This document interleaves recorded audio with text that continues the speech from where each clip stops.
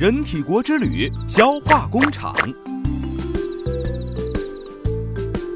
今天，小小沙和小胖来到消化工厂参观。他们首先来到了食物分割部门，这里的工人将食物磨碎，并用唾液喷洒它们。工人们告诉小小沙和小胖，食物必须被分切得很小，这有利于下一个部门的消化吸收工作。通过食道，小小沙和小胖来到了胃动力部门。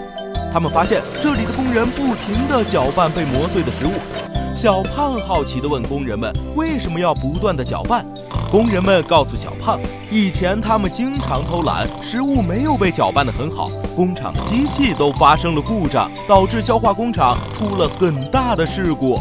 看来你们部门对整个工厂来说很重要啊。嘿，那当然，食物从食道进入我们胃动力部门以后啊，会被胃液初步分解，变成粥样的食糜状，再小量多次的送往下一个部门，马虎不得呢。这里这么多细小的管道是干什么用的呢？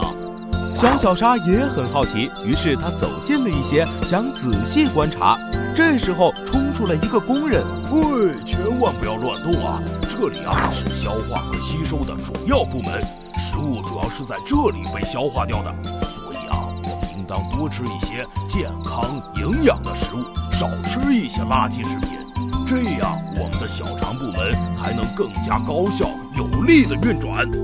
顺着细小的管道继续行走，小小沙和小胖发现管道变得越来越细。小胖发现这里的工人非常忙碌，原来工人们正在进一步提取食物残渣中的水分和电解质，形成并储存和排泄便便。时间过得好快呀！小小沙和小胖参观完了整个工厂的工作，工人们还在不停地忙碌着。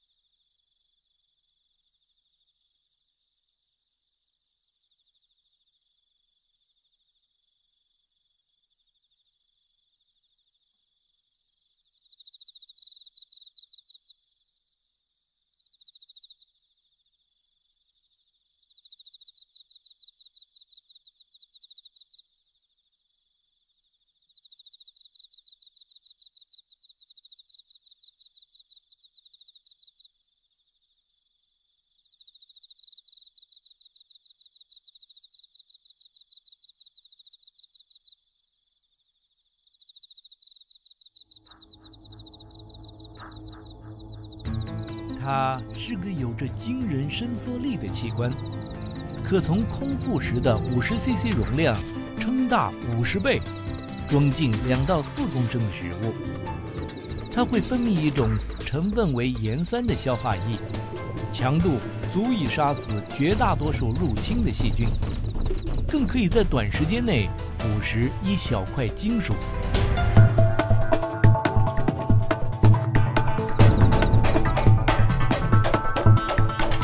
它是个功能强大的处理机，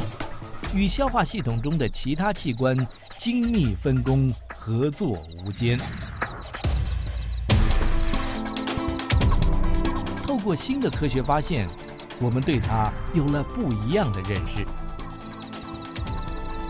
这个沉默的器官，终其一生尽责地处理被吞下的所有酸甜苦辣，并转化成为你我赖以为生的重要生命能量。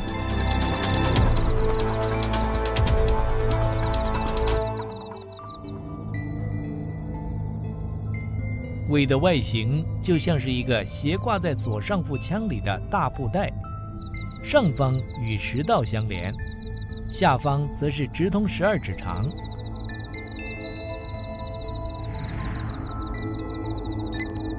胃壁由外而内，分别是浆膜层、肌肉层以及黏膜层。其中肌肉层是由充满弹性的平滑肌所组成，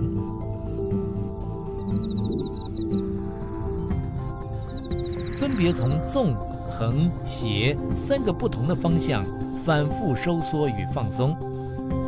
借着蠕动来将食物磨碎。胃部最内侧与食物直接接触的是充满皱褶的黏膜层。当食物陆续进入之后，胃会透过皱褶的伸展而扩张。黏膜表皮上密布的小孔是胃腺的开口，它会分泌出一种成分包含盐酸的消化液来帮助分解食物，也就是一般人所熟知的胃酸。将桌上一盘盘令人垂涎欲滴的食物转变成为人体可吸收代谢的养分，这是消化系统最重要的任务。从原料的输入处理、养分的吸收转化，到最后废料的排出，无一不牵动着人体这座大工厂的运作。透过物理性的肌肉蠕动与消化液的化学分解，胃这个器官在体内扮演着食物研磨机的重要角色，让人在满足口腹之欲的同时，也获得了生生不息的滋养。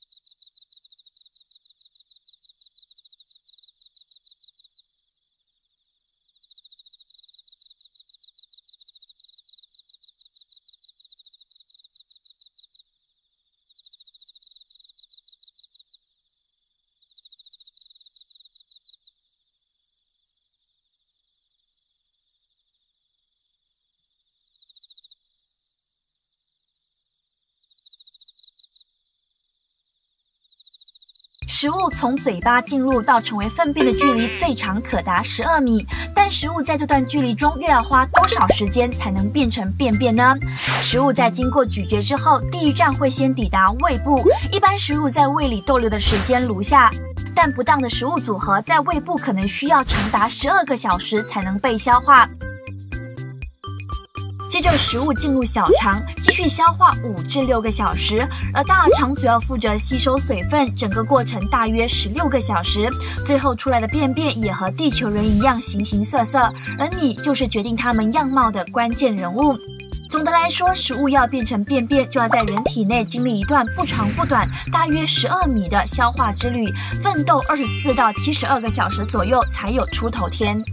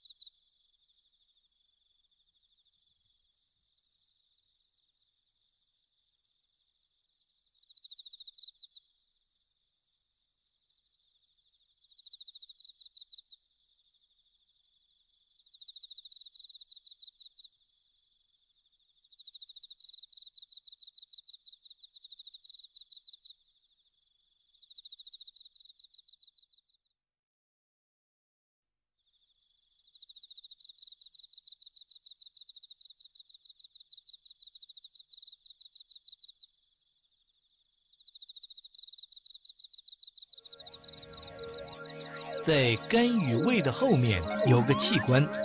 位置隐秘，称为器官中的隐室。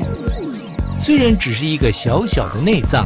却攸关着健康和生命。一旦生病，早期不易察觉，而且很难根治。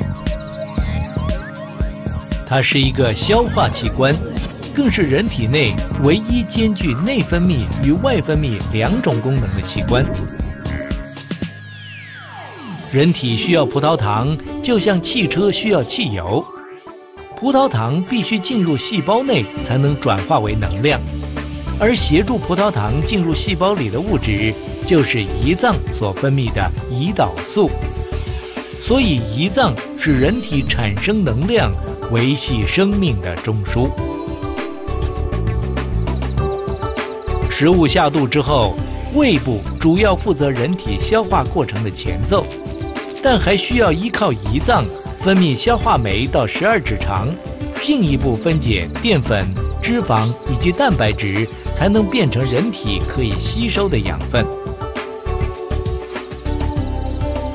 如果胰脏生病，影响胰岛素的功能，就会发生糖尿病。由于全球的糖尿病盛行率很高，得病的人越来越多，现在已经被联合国宣告为全球的流行疾病。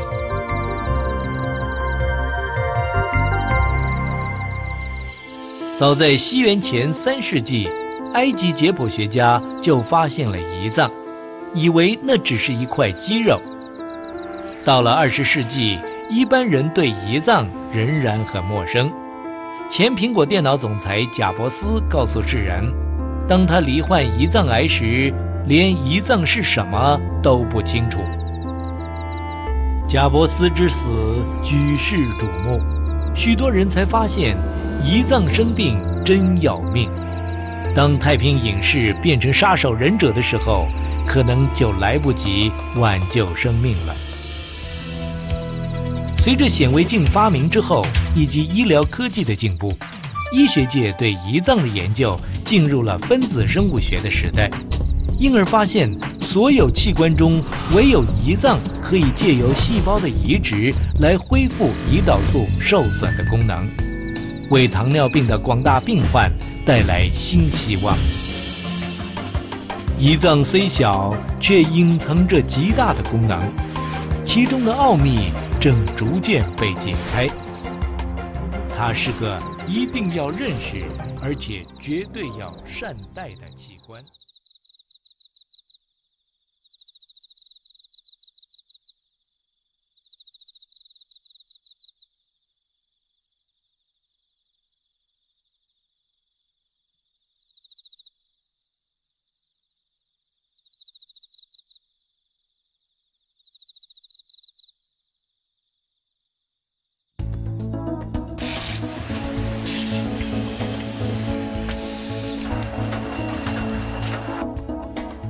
从原物料的输入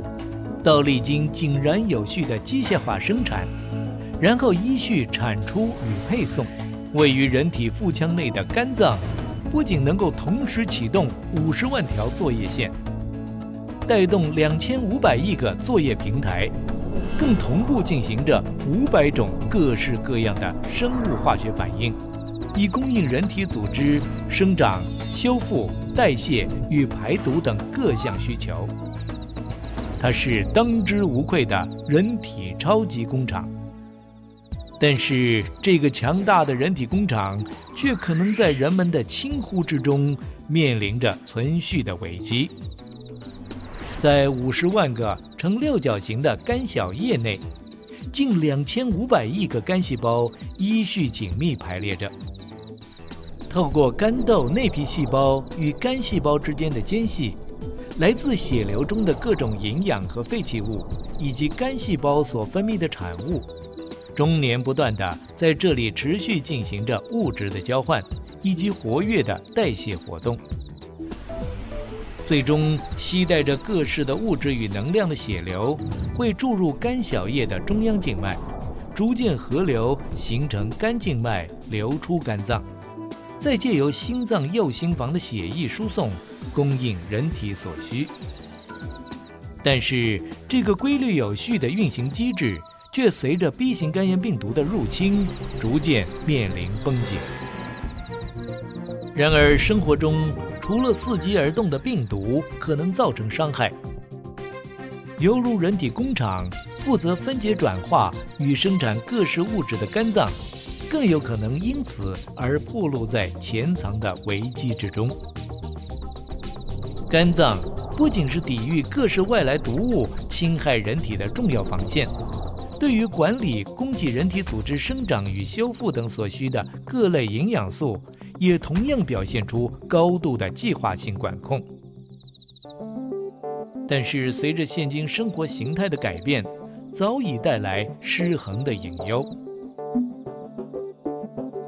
而肝细胞在经历反复的发炎与再生后，除了形成肝硬化之外，肝细胞的性质也可能开始转变，肝癌将成为难以逆转的伤害。拒绝危险与伤害，将使肝这个超级工厂得以有效运行，时时刻刻维系人体健康的最佳动力。